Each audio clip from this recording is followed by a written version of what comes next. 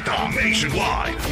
Sa ibang balita mga kabrigada, nanindigan si Suspended Government Service Insurance System President at General Manager Jose Arnulfo Wick Veloso na pinag-aaralan nilang mabuti ang mga ginagawang investments.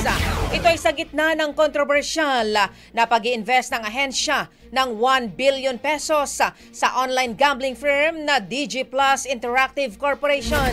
Sa isang panayam, sinabi ni Veloso na 2023 pa lang ay invested na sila sa naturang online gambling company. Noon pa man, anya, ay pinag-aaralan na nila ito at nalaman nilang may mga kontrata rin ito sa ibang bansa.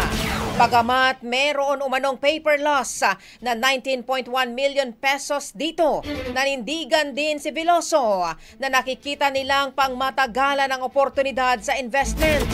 Sa huli, naniniwala raw siyang makakabawi ang GSIS dahil nakita niyang maganda ang fundamentals ng gambling firm. Bagong-bago, Brigada Balita Nationwide. Ang bahaging ito ay hatid sa atin ng Mom's Love ES1 Capsule. Simulang tuparin ang pangarap ng iyong anak. And stunting now!